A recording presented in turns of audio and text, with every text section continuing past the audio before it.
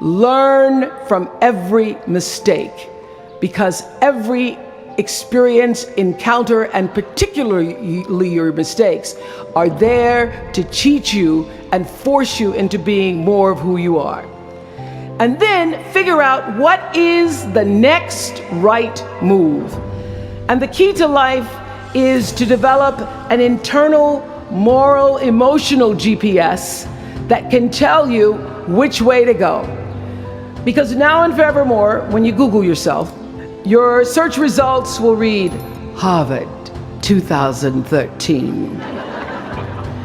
And in a very competitive world, that really is a calling card, because I can tell you, as one who employs a lot of people, when I see Harvard, I sit up a little straight and say, where is he or she? Bring them in.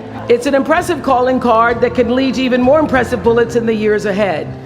Lawyer, senator, CEO, scientists, physicists, winners of Nobel and Pulitzer Prizes, or late night talk show host.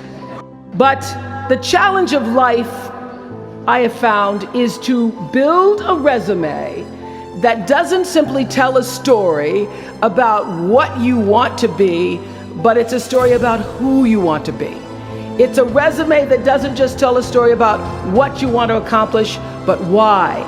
A story that's not just a collection of titles and positions, but a story that's really about your purpose. Because when you inevitably stumble and find yourself stuck in a hole, that is the story that will get you out.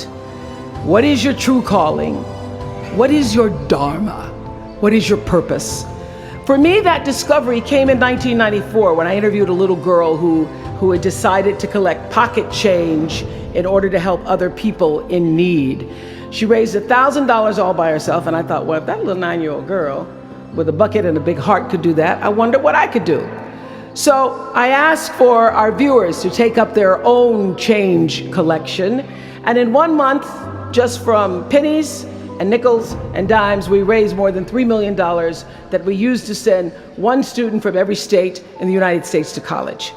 That was the beginning of the Angel Network. So what I did was I simply asked our viewers, do what you can wherever you are, from wherever you sit in life. Give me your time or your talent, your money if you have it, and they did. Extend yourself in kindness to other human beings wherever you can.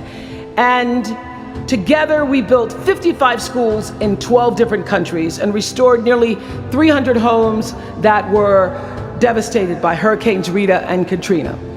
So the Angel Network, I've been on the air for a long time, but it was the Angel Network that actually focused my internal GPS. It helped me to decide that I wasn't just gonna be on TV every day, but that the goal of my shows, my interviews, my business, my philanthropy, all of it, whatever ventures I might pursue, would be to make clear that what unites us is ultimately far more redeeming and compelling than anything that separates me. Because what had become clear to me, and I want you to know, it isn't always clear in the beginning, because as I said, I'd been on television since I was 19 years old.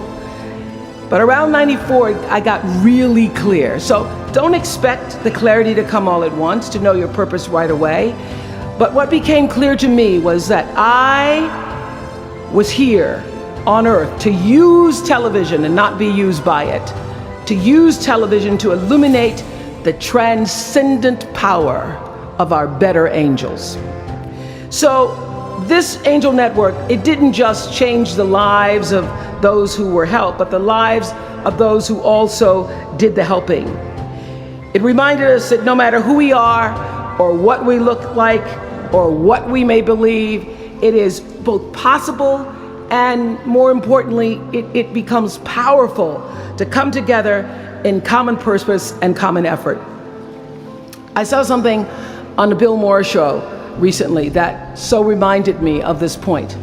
It was an interview with David and Francine Wheeler. They lost their 7-year-old son, Ben, in the Sandy Hook tragedy.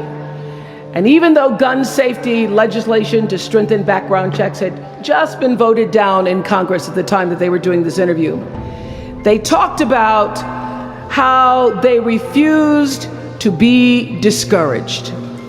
Francine said this. She said, "Our hearts are broken, but our spirits are not." I'm going to tell them what it's like to find a conversation about change that is love, and I'm going to do that without fighting them.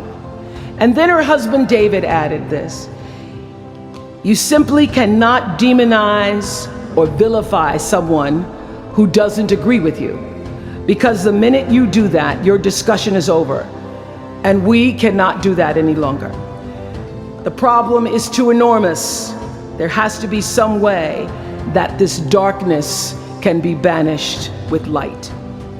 In our political system and in the media, we often see the reflection of a country that is polarized, that is paralyzed, and is self-interested. And yet, I know you know the truth. We all know that we are better than the cynicism and the pessimism that is regurgitated throughout Washington and the 24-hour cable news cycle. We understand that the vast majority of people in this country believe in stronger background checks because they realize that we can uphold the Second Amendment and also reduce the violence that is robbing us of our children. They don't have to be incompatible. And we understand that most Americans believe in a clear path to citizenship for the 12 million undocumented immigrants who reside in this country, because it's possible to both enforce our laws and at the same time embrace the words on the Statue of Liberty that have welcomed generations of huddled masses to our shores. We can do both.